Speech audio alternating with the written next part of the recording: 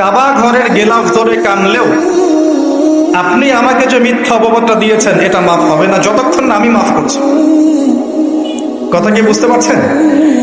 মনে করেন আপনি আমাকে মিথ্যা একটা অপবাদ দিয়েছেন এবং ধুয়ে রেখে দিয়েছেন একদম মিথ্যা অপবাদ দিয়ে। যতক্ষণ আমি আপনাকে মাফ না করছি, কাবা ঘরে গিয়ে গেলাফ ধরে কান্নাকাটি করলো এই পাপ মাফ হবে না ইনশাআল্লাহ। এই অবস্থায় মৌত হলে কি হবে? পরকালে দেখবেন আমি দাঁড়িয়ে আছি আপনার জন্য। আপনার হিসেব হচ্ছে, হিসেব শেষ। আপনি সালাত, সওম, হজ জাকাতে নেকি নিয়ে উঠেছেন, কিন্তু দেখছেন আমি দাঁড়িয়ে আছি, আমার মতো আরো 10 জন দাঁড়িয়ে আছে। ওই 10 জনকে আপনি গালি দিয়েছিলেন, অপবাদ দিয়েছিলেন, তাদের গীবত করেছিলেন, তাদের সম্পদ বা সম্মানের হানি করেছিলেন। এখন কিয়ামতের মাঠে আপনার নেকি দিয়ে এই ঋণ শোধ করতে হবে, অন্য কোনো অপশন নাই। আর যদি নেকি শেষ হয়ে যায় তখন কি হবে? তখন আমার আমলনামা থেকে কিছু গুনাহ আপনাকে নিতে হবে। আল্লাহ পাক ন্যায় বিচারক। আল্লাহ পাক শুধু গফুর রহিম নন, আল্লাহ পাক শুধু পরম করুণাময় অসীম দয়ালুই নন, বরং তিনি হচ্ছেন ন্যায় বিচারক। ন্যায় বিচারক। একজন ধর্ষক যদি বলে যে আল্লাহ পাক তো গফুর রহিম, আল্লাহ আমাকে মাফ করে দিতে পারেন, তাহলে যাকে ধর্ষণ করলো সে তার উপর জুলুম হবে না? আল্লাহ পাক যদি ধর্ষককে মাফ করে দেন, তাহলে যাকে ধর্ষণ করা হয়েছে ওর প্রতি জুলুম হবে না? কথা বুঝতে পারছেন না? মনে করেন আপনি নাউজুবিল্লাহ কারোর সম্পদ আত্মসাৎ করেছেন, এখন আল্লাহ যদি আপনাকে মাফ করে দেন, তাহলে এই যে যার সম্পদ আপনি আত্মসাৎ করেছেন এর উপরে জুলুম করা হচ্ছে না? আল্লাহ পাক কি জুলুম করবেন? এক জাররা পরিমাণ করবেন।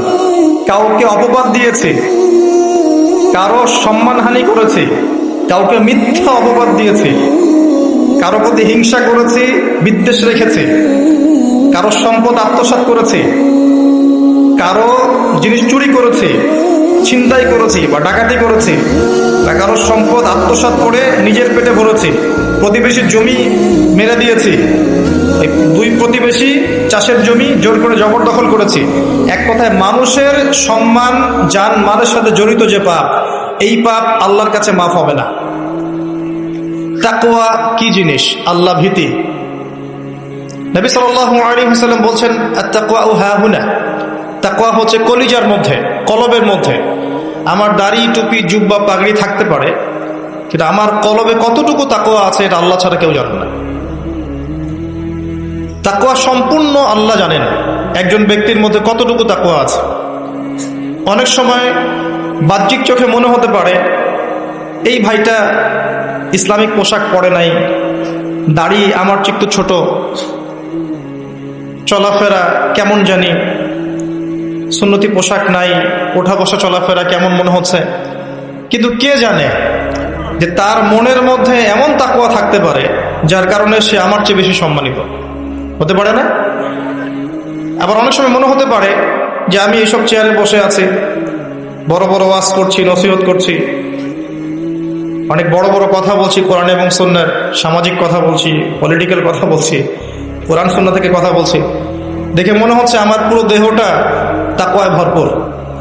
এমন হতেও পারে যে আমার চেয়ে আপনার তাকওয়া বেশি আছে। কে জানে? এটা শুধু আল্লাহ জানেন। এবং এই তাকওয়াই হচ্ছে আল্লাহর কাছে সম্মান পাওয়ার একমাত্র মানদণ্ড। তাই এখানে একটা নসিহত হচ্ছে, আল্লাহর কাছে নিরপরাধ থাকার চেষ্টা করেন, মানুষের কাছে না। আল্লাহর কাছে ফেয়ার থাকেন, আল্লাহর কাছে আপনি নিষ্পাপ থাকার চেষ্টা করেন, মানুষের কাছে না। আল্লাহর কাছে ভালো হন, দেখবেন আল্লাহ রাব্বুল আলামিন মানুষের মনের মধ্যে আপনার জন্য ভালোবাসা সৃষ্টি করে দিবে।